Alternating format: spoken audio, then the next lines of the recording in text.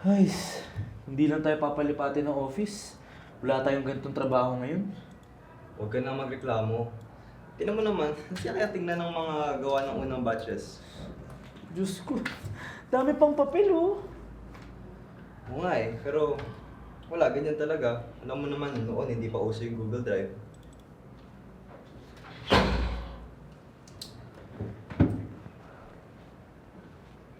Porkit bago, nasasanay ah. Sorry, kailan ko pa kasing... Yan ka na naman eh. Pinagtitripan mo na naman. Ano, nagbibiro lang siya, Gino.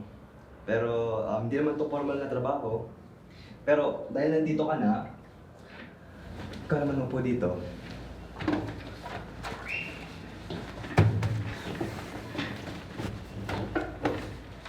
Naayos mo na ba tong desktop? Di pa naayos yan. Kaya, sige, ayusin mo muna yung mga document dyan.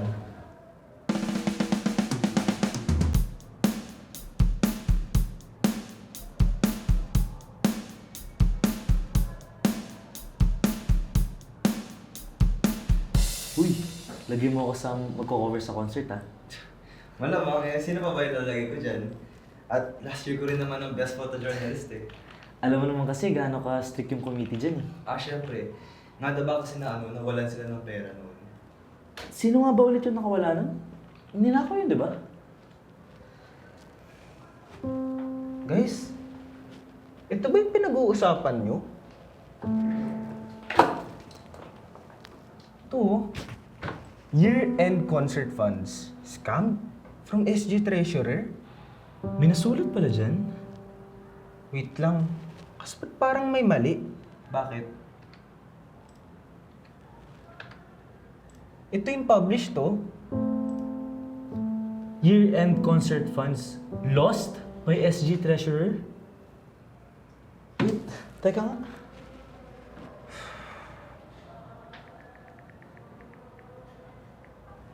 Oo nga, yun yung pinublish nila. Teka lang Kasi, ba't parang may mali?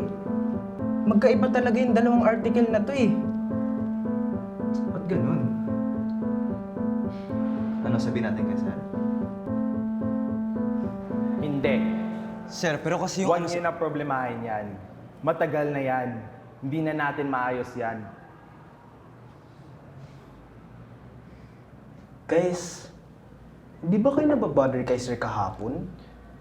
Eh, kung iisipin na rin naman natin, may point rin talaga si Sir kahapon.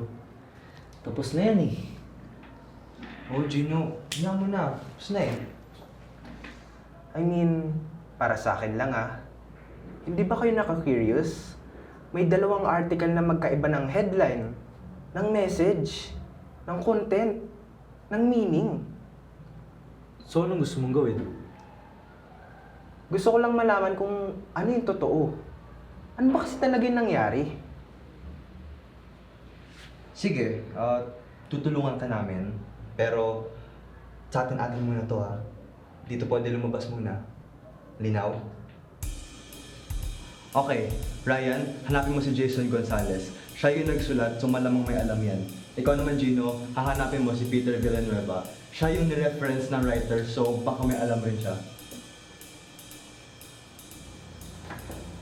Kumusta? Wala. Pero what if tanungin natin yung SG kung may file sila? Approve ba ito ng advisor mo?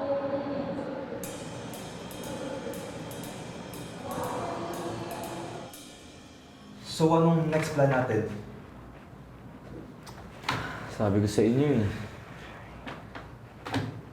Pero wait lang. Bakit di na lang natin kontakin agad yung SG Treasurer? Diba? Para main source na agad. Kasi siya naman yung pinagbibintangan sa mismong article.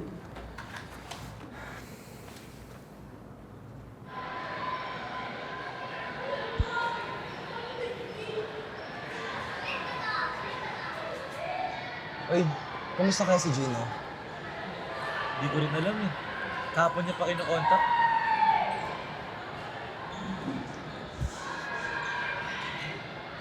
Ayun na pala oh. Ay, Gino, kumusta? Sorry guys, pero wala pa rin talaga eh. Kapon ko pa tinatawagan. Sige, tingnan na lang natin at the end of the week. Pero pag wala pa, hindi ko na yun alam anong gagawin eh.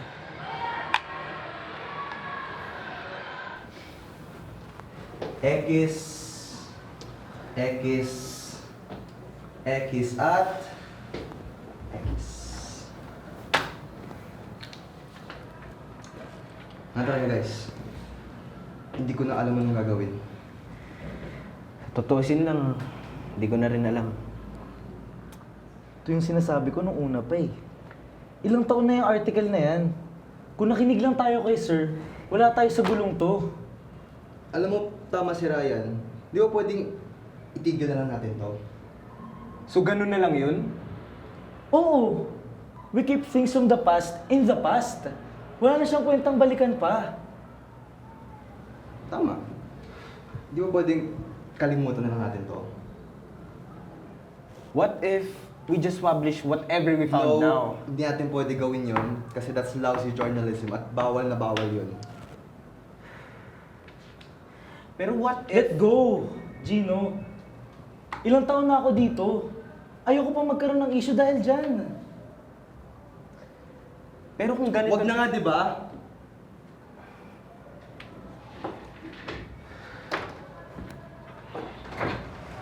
Nakakainis talaga yung mga yun. Bakit ka kasi sumali sa pub in the first place? Well, dito kasi ako nakilala. Tsaka, nakakamiss rin kaya yung mga junior high school days. Alam ko sa sarili ko talaga, dito ako magaling. Oh, yun naman pala eh. Ano problema mo? Hanggang presko na lang ba tong ginagawa ko? Di ba nga, we are the storytellers. Di ko lang talaga kaya na hindi na ilalabas yung totoo. So, ano nga gagawin mo? Excuse me? Hello po? Okay po, okay.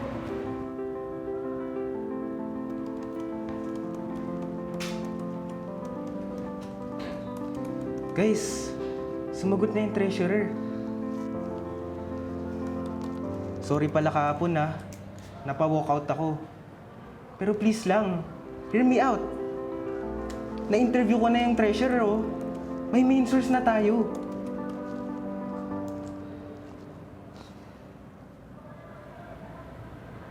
Totoo naman na nawala ko yung pera. The article they made was supposed to tell what actually happened. Someone stole it from my bank account. Pero, they worded it na parang ninakaw ko. So bakit di po kayo nagreklamo? Di naman nila sinabing nagnakaw ako. So, anong laban ko? May mali nga naman ako for not speaking up, for not defending myself. Everyone was talking about me. Actually, contender nga dapat ako for valedictorian, pero nawala lang lahat yun. Bakit po kaya nila ginawa yun? Kasi nakita po namin yung earlier draft ng article. Sobrang magkaiba po yung contents. Honestly, hindi ko na rin talaga alam eh. May speculation ako na involved yung SG President pati yung EIC at that time. Naging transparent naman ako sa nangyari in one of our meetings. Hindi ko naman tinatago yun. But yeah, since siya yung kalaban ko for valedictorian, baka they saw it as an opportunity. And I think the teachers agree with him more. Si Mrs. Santos, si Sir Burgos. Hindi po ba kayo nababother na hanggang ngayon, pinagkikwentuhan pa rin po kayo dito? Kilala pa rin po kayo dito na nagnakaw ng concert funds. I mean, wala naman may kilala sa akin na yun eh. Kaya it really doesn't bother me. I'm in a better position right now. I just really hope na no one has to experience whatever I had to go through back then.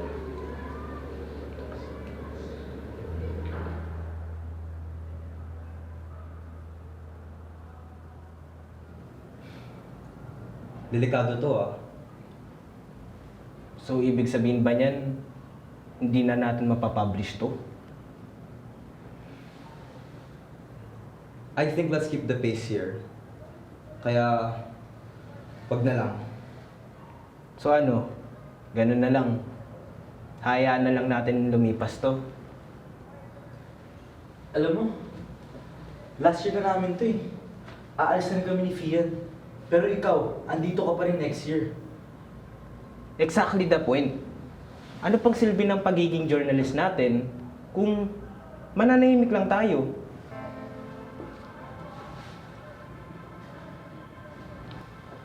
Okay. We can publish this. Pero, may dalawa tayong problema. Una, nasan hard evidence natin? Di ba? Napaka-controversial na topic na to and kailangan natin ng hard evidence. Mas marami, mas maganda. Ang pinakamaganda dito ay ang minutes of the meeting. Sige, ako na bahala dyan. Kakausapin ko na rin yung mga student council. Pero ano yung isa? Pangalawa, hindi natin pwede ito ilabas sa pub. I'll try to find someone na pwede mag-publish nito para sa atin. Pero sa ngayon, ako na muna ang bahala. Kaya Gino, umpisa mo na muna yung article. Sige, sisimulan ko na yan. Ay, pero wait! May backlash tayo dito ha. Sigurado na ba to? Oo, sige lang. Kahit tanggalan pa nila tayo ng awards, basta malabas natin yung katotohanan. Alam mo, tama. Kahit ako rin eh.